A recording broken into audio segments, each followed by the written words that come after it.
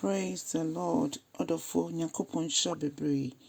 Ene yeda Onyankopon aye eno nti etwase eneji wo mu. Ede bia Onyankopon ahyehyɛ obi bia ene ne waka afa ne ho. Nti odofo ye mmompa ye nka nche Awurade se Awurade ma ne wa hya ma me no emre mu ma wo penye ho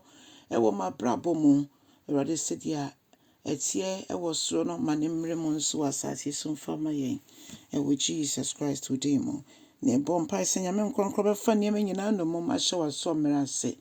wa woni yedi ne yie no wa ne koso adan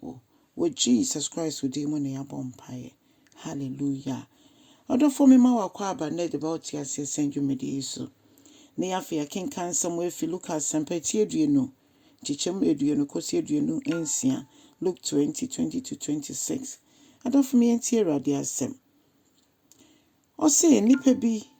no mo hwa se omo nsa ebeka Yesu empenimfo bi esuma enkrofo bi mo yom ho so mo ye nipa papafo eba Yesu abrabo mo ebe bi se bisa Yesu nsem se owura ana kyerkyerefo yese wonim bibia na yensu ye hu ne sa yesanse se de osifa kasa empo edi adanse na empo won kyerkyere se de wo kyerɛ nipa Onyankopɔn eno kore kwan no afei ka kyerɛ yen eyese betua eto de ama Caesar ana enye ni nyina no mo pekon befa so a mfidie o esunsum afa Yesu hu obetomu ne kyese mo etimi akye no na Yesu hu ni ana ekoso mo mutirim nyina na okase momfa coin ana momfa sika embreme mombreme Roman sika omode baaye no eno bisa se na hwan phone na da so omo se Caesar phone eno ka chem se ne Caesar de mo fama no ne ye Onyankopɔn de enso mo fama no na okan mo asem na so mo meka ne se kwan bi so mo fa ne tra na omo koye ne sa no afi mo te Yesu Kristo ni mu aye no omo ko hu isa wanka se ntia Caesar enti kwan bi eni won betimi afa so akye no na esan se ne omo koye no trauma omo efidie no musum ye no anko yie enti no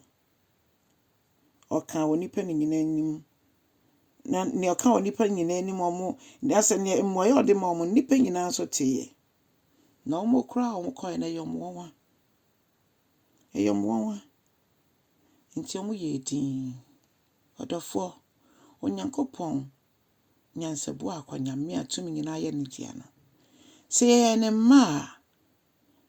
menewo esese ye de ye hu nyina to ne so se ye frɛ ye hu se ye Onyankopɔn ma esese ye ma ne kwan wo ye bibia ye mu odofo de na etete wo anti Nyankopɔn ka che no ntimi ye doctors aka ne omope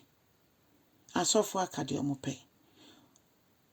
can send nipa aka de omope na Onyankopɔn de o kan so ne de wani o se me man tampie mu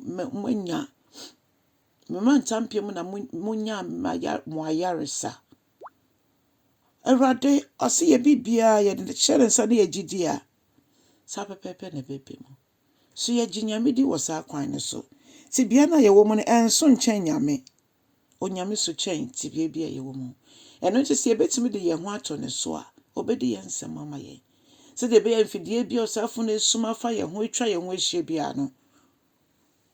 omo wasuma omo abeto mamu nemu obi bia ofa ye ho adwene bone bia opese ototo ya no bia na we nyina ntimi mbe mu se ye ngya ye ho amerade a ne mom se ye gya ye ho ma no na ye de yakwan hye ne nsa na ye anje okono anko ama ye ho na ye gye mama erade kokono ma ye ndia ebesi ye yie ebe ye dense ye beto sefo no na fidie mu ye na moje mu pa ye na mfidie no mu pa but ebie ni we betimi apaye